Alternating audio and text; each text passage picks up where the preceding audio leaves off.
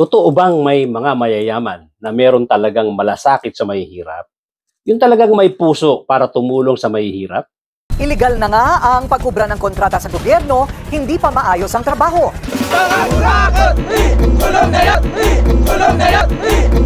Kapwa namin Pilipinong nanakawan ng gobyerno. Ito ang wika ng lahat ng mga Pilipinong ninakawan.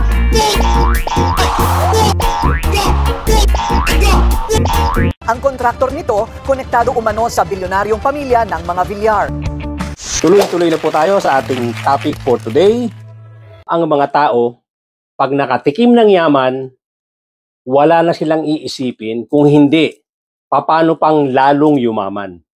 Tila nakabitin na lang ang ilang mga bahay na ito sa Barangay Sabutan, Silang Cavite. Matapos gumuho ang lupang pinagtitirikan nito kahapon na parte pala ng isang ongoing flood control project. Located ang proyekto sa likod lang mismo ng munisipyo ng Silang.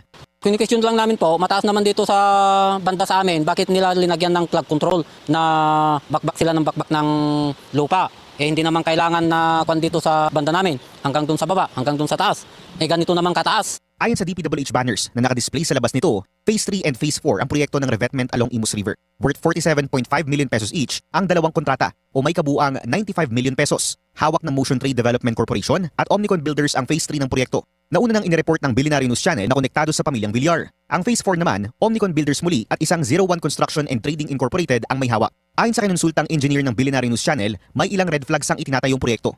Missing or damaged ang filter layer na kinakailangan umanong ilagay sa ilalim ng revetment para hindi gumuho ang lupa. Una nang inireport ng Billionaire News Channel ang karugtong na proyekto nito noong Agosto. Bagibang revetment structures worth 98.9 million pesos na gumuho sa paligid ng Imus River. Walang isang taon matapos itong maitayo. Ikalawang red flag daw ang improper backfiling kung saan parang binuhusan agad ng semento proyekto kahit na nakalabas pa ang mga bakal. Ikatlo, deformed at improperly placed umano ang mga ginamit na bakal na magdulot ng mabilis na pagkasira. Yan, medyo substandard. Kaya walang kwenta. Mga ng gobyerno natin dito. Likod pa mismo ng munisipyo ng Silang. Sinubukan namin kausapin ng engineer sa project site para isangguni ang mga reklamo ni Edwin. Pero tumanggi itong magbigay ng statement. Sa halip, binidyohan at nanang litrato ang BNC News team na bumisita sa project site. Sinubukan din namin kunin ang panig ni Cavite 3rd District Engineer Donnie Cuna. Pero aniya, central office lamang maaaring humawak ng media interviews. Willing din daw sila makipag-cooperate sa ICI sakaling mapatunayang may anomalya sa kanilang mga proyekto. Una nang sinabi ni Justice Secretary Boying Remulla na iimbestigahan na rin ng DOJ ang pamilyang Villar dahil sa umano'y prohibited interest. Yan ay matapos iulat ng BNC na ang mismong first cousin ni Senator Mark Villar. Pag nandyan sila sa pwesto, lahat ng negosyo, pati sa gobyerno, pwede nilang pasukin. Yan po ang masaklap. At marami na tayong nakitang ganyan. Meron silang power, meron silang pera, at pagsasamantalahan na nila ang pera ng gobyerno. Ang pera ng mamamayang Pilipino na nanggaling sa taxes. Na nanggaling sa taxes ng mamamayang Pilipino. Yan po ang pinakamasakit. Mayaman, may power, at nagpapayaman pa ng todo. At wala na nakakahadlang sa kanila dahil sa koneksyon nila. Lahat ng gusto nilang kontrata sa gobyerno, nakukuha nila. Inibali na nga sana kung parehas ang laban. Ibig sabihin, kukuha sila ng project sa gobyerno, yun talagang totoong makakatulong sa tao. Makakatulong sa mamamayang Pilipino at hindi mga project na talagang sinamantala lang. Gusto lang makuha ang pera.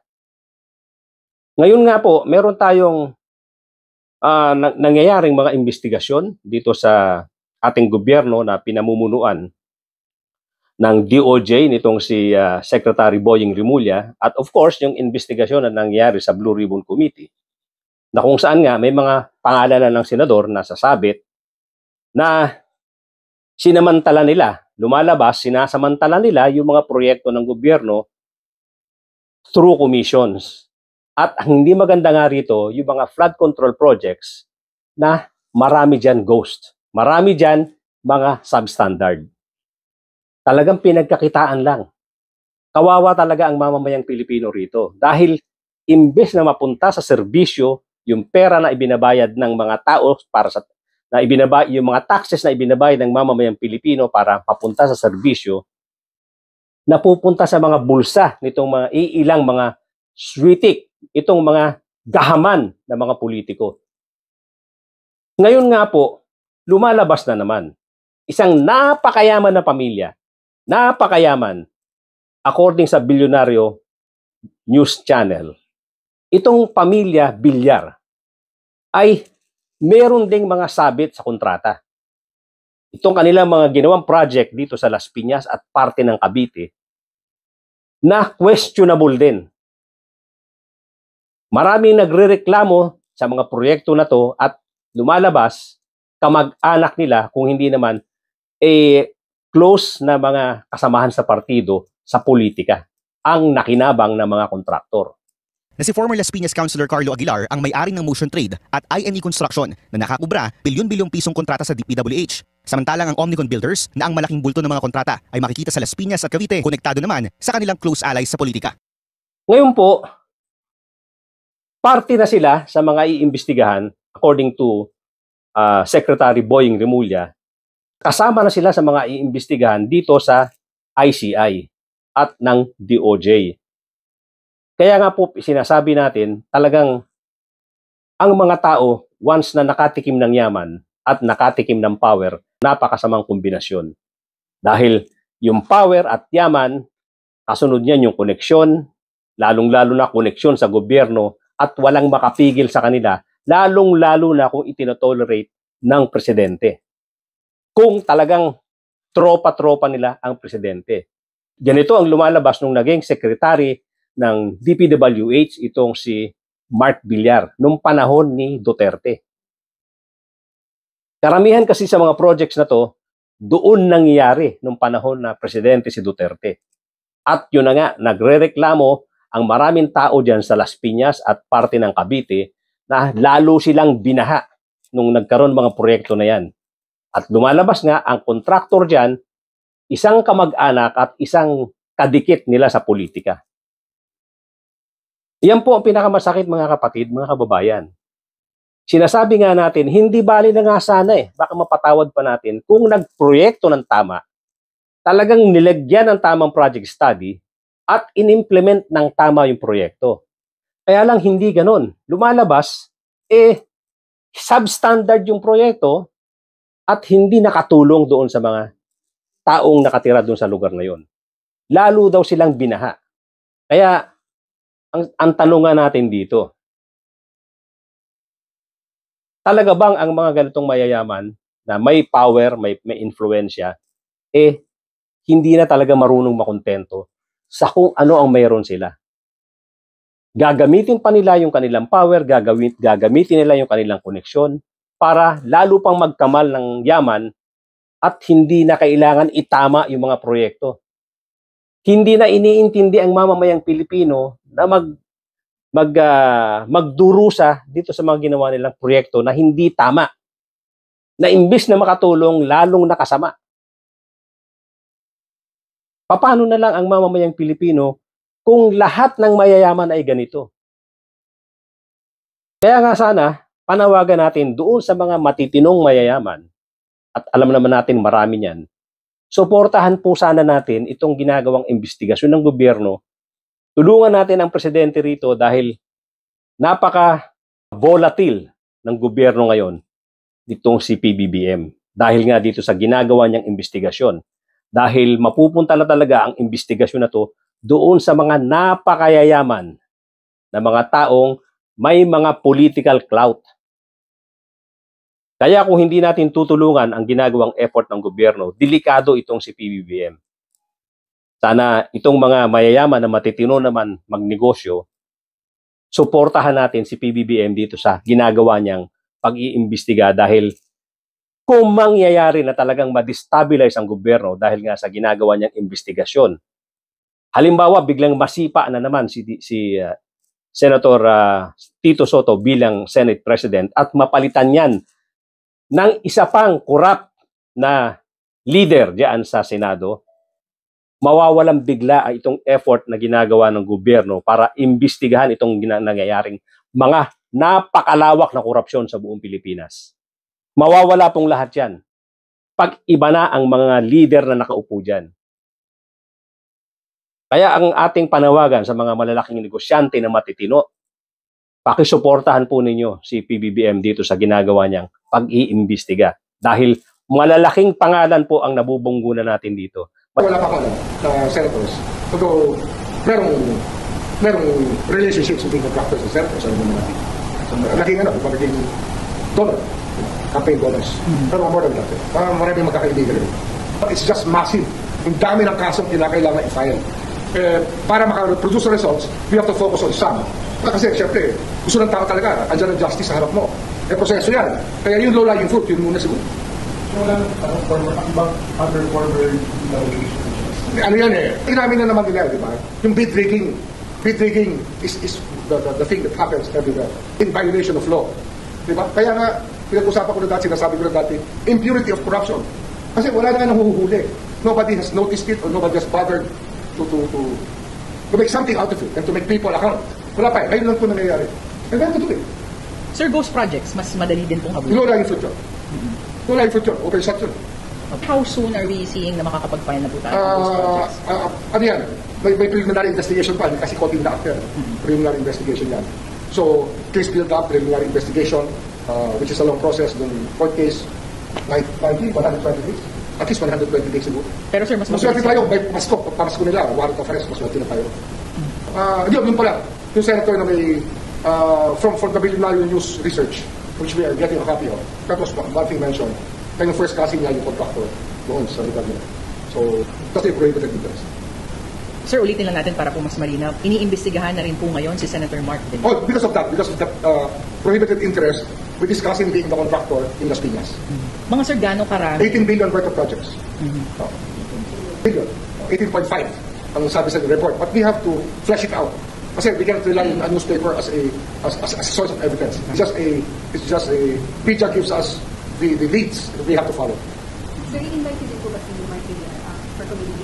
Later on, we will have to build up everything. There's just one case among the 67 other cases naman na nangyayari dito sa Congress. Sir, just Senator Mark Villar or even po si Senator Cynthia? They're related interest. Kaya lang sila interest nila. It's a relationship na yan. Diba? Isang family lang. Opo, even Congresswoman first degree of consanguinity to the fourth degree of consanguinity. Lahat third degree pa.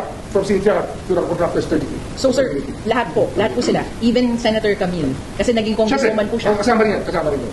Malalaking pangalan po ang mabubunggo at nabubunggo na ng investigasyon na ito na maaaring maging sanhi ng destabilization nitong gobyernong kasalukuyan. At hindi po natin kailangan ng ganyang destabilization.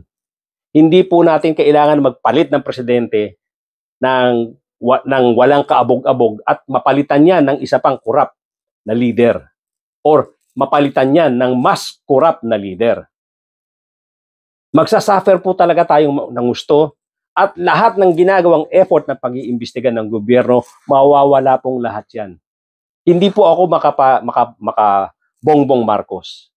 Kaya lang alam ko na importante na magtuloy-tuloy ang investigasyon na ginagawa ng gobyerno ngayon dahil ito'y para sa mamamayang Pilipino.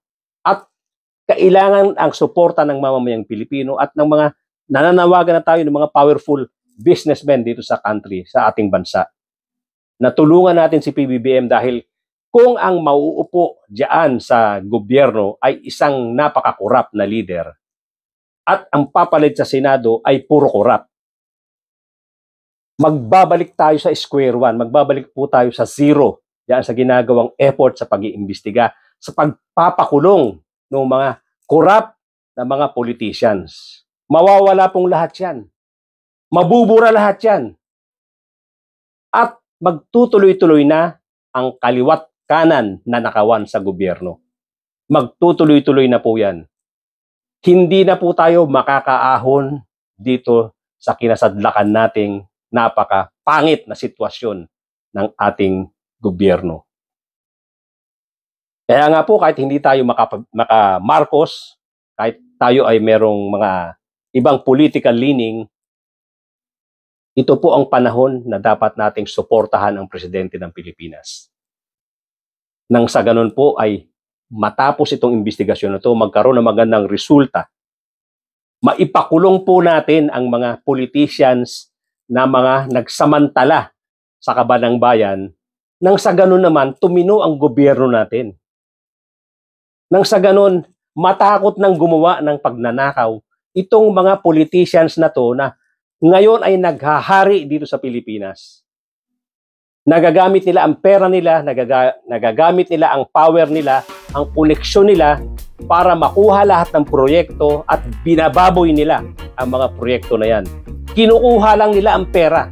Ginagastosan ng konti ng bahagya yung proyekto, ang malaking chunk ibinubulsa na nila. Ang malaking parte na pupunta sa bulsa nila. Walang kahirap-hirap. Wala pong kahirap-hirap yan. Gastosan mo na 30-40% yung proyekto. 60% bulsa nila. Gastosan nila ng 10% yung labas na nakakailangan ng mga lagay-lagay. Meron pa rin silang 50% na ibubulsa. Free money. Wala silang kahirap-hirap. Yan po ba ang gusto natin?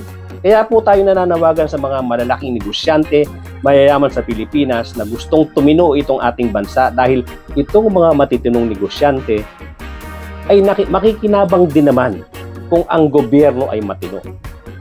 Ang lahat ng mamamayang Pilipino, mayaman, mahirap, ay makikinabang kung matino ang gobyerno. Kaya po panawagan sa mga mamamayang Pilipino, pati na po dun sa mga mayayaman na mga negosyante.